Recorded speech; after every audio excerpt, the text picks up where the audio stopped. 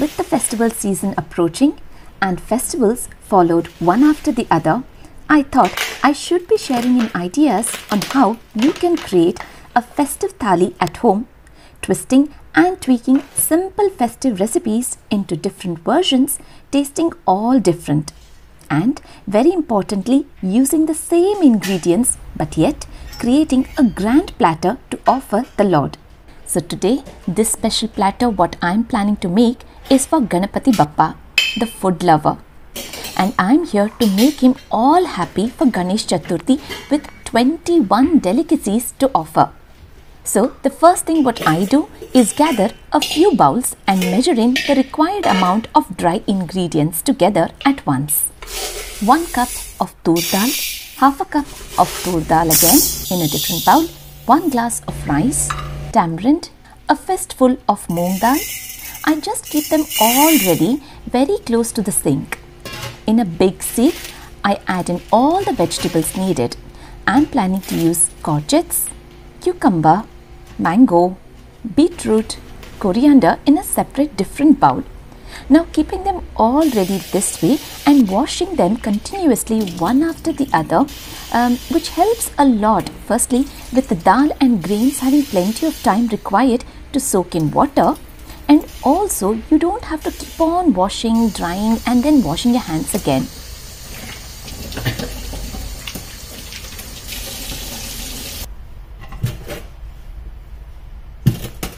Now that I have all of them washed, ready to use, it's time now that I can get started with cooking. First thing what I do is set the pressure cooker on with rice to be cooked.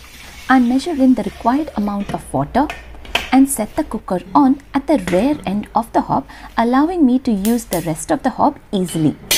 With the tur dal soaked in water, I add in a few drops of oil and allow it to get cooked with sufficient amount of water. I close the lid for the water to get heated up fast. Now as they are getting cooked, time to get the dough ready. I am using 1 cup of maida, which is plain flour. To this I add in very little of salt, 1/4 teaspoon of oil. I sit down as and when I can during the whole process of cooking. Now to knead the dough, adding in very little of water at a time to the maida as it needs very little water. I have used just around 5 tablespoons of water. Now with the dough ready, I am allowing it to rest by keeping it covered. I can see the water is getting boiled. Time to scoop out the froth which is accumulated right at the top and allowing the dal to get cooked. Now parallelly, I start chopping the beetroot, which I am planning to use for 3 different dishes: beetroot raita, beetroot palya and beetroot huli. I keep the steamer ready and chop the beetroot into small cubes and steam them together at once, saving up a lot of time and yet managing to create 3 different varieties which will taste very different to one another and cooking it in a healthy way as well, even on the festival day. And the best thing what you can do is to clean up straight away. Now with the dal almost getting cooked, I am making the tadka ready for the urnit sar. In a bowl, I add in a teaspoon of oil, half a teaspoon of mustard seeds, and I cover it up with the lid slightly keeping it open, allowing room so that it doesn't steam up. I add in a few curry leaves, 1/4 teaspoon of hing, and I add in the water which was getting boiled with the tur dal. I ensure every drop of it is completely drained to make saru for this. But it's important to cool down the tur dal. And this saru which I am planning to make will be complete later. So I close it with a plate. With the rice being cooked, time to make kobri anna, which is coconut rice, for which in a vessel I add in oil around a tablespoon, half a teaspoon of mustard seeds, handful of cashew nuts split in half, and I make sure to turn them crunchy, and once they've changed the color, I add in a teaspoon of urad dal, a teaspoon of chana dal until they change color. I add in 2 green chilies which are finely chopped, a few curry leaves, a teaspoon of pepper powder, and I turn off the flame. I split the cooked rice into 2/3 portion and 1/3 portion. I add in 2/3 portion for coconut rice and I squeeze in half a fresh lime. I add in salt to our taste And that's it. I combine it thoroughly while it's still warm and keeping it ready. I'm using the 1/3 portion of rice in a mixing bowl to make curd rice, which we call it as mozzarella. I add in salt, and with the help of the serving spoon, I press down the rice while it's still very warm, which makes it a lot easy to soften. And for mozzarella, it is also tasty when the rice is completely softened. I add in sufficient amount of water until the rice is well combined. And also it's a quick process of cooling down the rice. To this I add in yogurt. I added in around 5 tablespoons of yogurt and around half a cup of milk. I mix it and I make the tadka with oil, mustard seeds, chana dal, urad dal, red chili and a few curry leaves. Rice absorbs a lot with the time, so it's important to add in generous amount of milk and yogurt and water. In this way it will be a nice consistency which you can slurp in even after a few more hours. With the cooker now free, I steam the beetroot for 10 minutes time.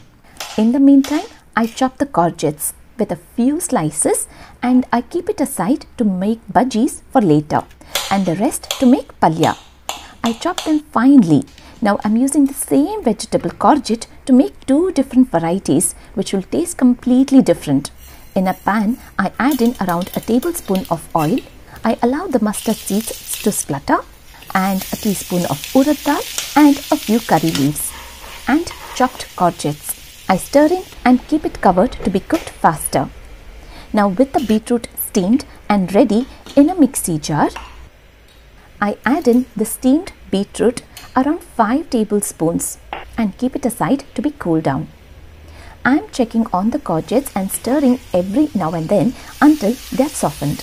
I add in 1/4 teaspoon of turmeric, half a teaspoon of green chili paste, salt, and I combine it well and keep it ready on the dining table. In a saucepan, I add in a teaspoon of oil, 1/4 teaspoon of mustard seeds, a pinch of hing, and I add in the steamed water from the pressure cooker and utilizing it in its best way to make beetroot thali. With the remaining beetroot, I divide it equally and add 1 portion of it to the thali, which is almost like a sambar. To this, I add in a teaspoon of red chili powder, a teaspoon of homemade garam masala, salt, and a tablespoon of tamarind pulp. Making sure the pressure cooker is occupied, I add in half a cup of tur dal to get cooked. Parallelly, in a small vessel, I add in just a teaspoon of oil, mustard seeds, urad dal and a few curry leaves and the remaining beetroot to make beetroot palya. I add in salt and combine well and keep the beetroot palya ready. Now with these chunks completely cooled down, I add in salt, a teaspoon of red chili powder and mixy it until it turns out like a puree. To this, I add in a few drops of fresh lime and yogurt. I added around a tablespoon, but you can always add in more if you feel the need. I just look at the color to get it right, as nothing can be tasted before offering on a festival day. I am using the same pan for making tadka for the entire cooking for the day. Oil, mustard seeds, urad dal and curry leaves. It looks beautiful with its natural color. It's simple, it's organic, it's tasty and healthy festival food. With the dal being cooked, now I scoop out a ladle of mushed dal in a bowl and keep it aside. I add in the remaining to the beetroot thali and allow it to come to a boil. It's a gorgeous color of beetroot thali which is very colorful and it's a very comfort food. It's simple and yet very tasty. I just add in salt and fresh lime to the mushed dal which was kept aside and to make a tadka of oil, mustard seeds and curry leaves. We call this as tavi, which is a must to be served on a festival thali. Now the moong dal which had been soaking for almost an hour is ready to be used. I drain the water and I am using a big cucumber and I chop a few slices and keep it aside in a bowl. With the remaining cucumbers, I chopped it into small sizes. I add in salt, fresh lime and half of the cucumbers. It tastes good with more cucumbers than the moong dal. I make a tadka with oil, mustard seeds, curry leaves and hing, and we call this as kosumbri, which is now ready. It's nice to have a few uncooked dishes on the festive platter, and so are these. I sprinkle in salt, red chili powder on the cucumber slices as a salad. With the remaining cucumbers, I make a raita along with chopped tomato. I add in salt and half a teaspoon of darya dal powder and a tablespoon of yogurt. We call this dish as masar gai. And using the same pan, making a tadka with oil, mustard seeds, curry leaves, urad dal. Every tadka is slightly different to one another, enhancing the flavor of every dish. Now I am making an instant pickle with mango, chopping it into small sizes. You must also notice whenever it comes to chopping, I make it a point to just sit down and chop. A little rest, taking it easy as I have been fasting for the whole day. Now to this I add in salt, a teaspoon of red chili powder and quarter teaspoon of methi powder and a teaspoon of sesame oil. I combine it well to be used for later. I am using low-fat yogurt to make majjige as it is a bit sour in taste, which is much needed to enjoy the taste of majjige, also called as buttermilk. I add in a lot of water to have the flowing consistency of buttermilk. To this I add in salt and whisk. I directly grate around half an inch of fresh ginger and combine it and beat it with just a fork. The 1 cup of tur dal, which was the first thing done, I am using it now as it's completely cooled down. To this I add in 1 cup of jaggery and a pinch of fresh cardamom powder. I mix and transfer it into a mixie jar. We want it to be thick and mushed with no water added. This is just the texture needed, and I scoop out a ladle full of urna. This is urna, and I add this urna into the saru, which was yet to be completed. I add in salt, a teaspoon of red chili powder, half a teaspoon of homemade garam masala. This is one of the best dishes on the festive platter. This tastes incredibly good. Serve it hot and make sure to not add any more water. This is just the water which was drained from the tur dal. I have added in a tablespoon of ghee and finely chopped cashew nuts and just waiting for them to turn crunchy. To this I add in a teaspoon of poppy seeds and I add this to the urna.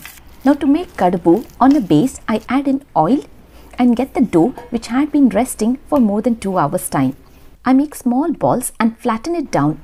I use the dumpling mold, which makes the whole process of making kadbu a super fast activity and getting it just perfect without any trouble. And the one which I am using is a stainless steel one. I don't even have to grease the mold. It just comes out so easily. Now that I have these kadbu ready, I am going to shallow fry them in the same pan with a lot of oil.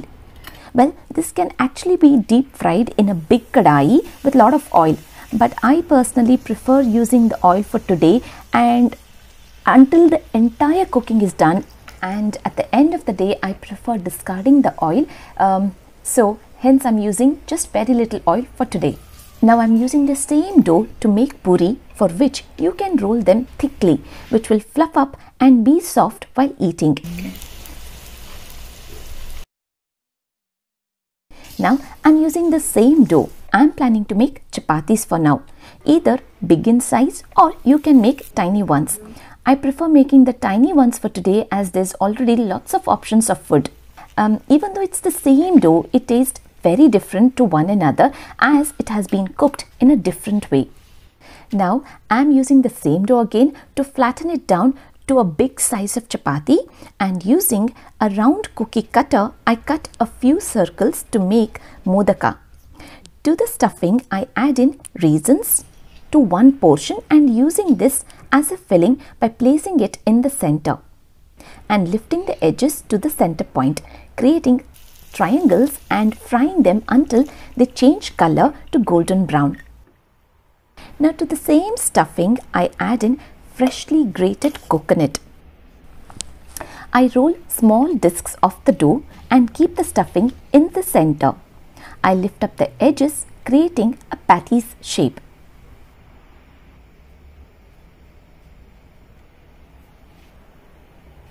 To the steamer, I apply oil and place them to be steamed in a vessel with hot water for 10 minutes time to get steamed modak.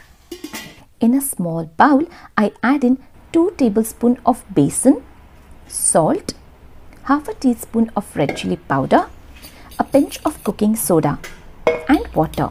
I combine it using a fork.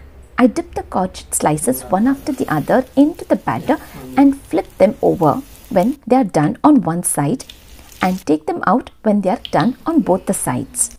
I add in 2 tablespoons of besan, a pinch of turmeric, half a teaspoon of ajwain, salt, a pinch of cooking soda and water to create a thick batter. I use palak leaves to dip into the batter to make palak bhajis.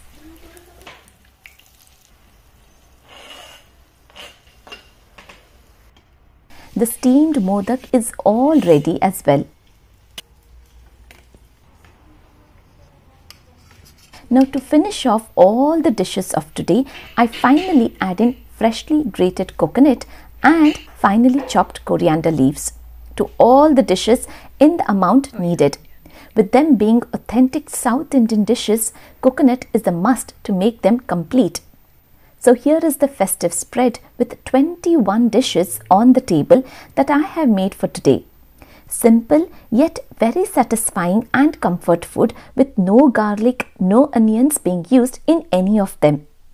I have almost tweaked most of the vegetables and ingredients and used it in its different form, creating new dishes, in which way it's easier to make a big festive thali rather than using a lot of ingredients and lot of vegetables. My effort here was to make a big spread ready, tasting all different yet using the same ingredients and vegetables, tweaking it in a different form, creating a whole new dish of its own. I'm sure Ganapathi Bappa enjoyed this festive platter with all his favorite delicacies, and so did we as a family.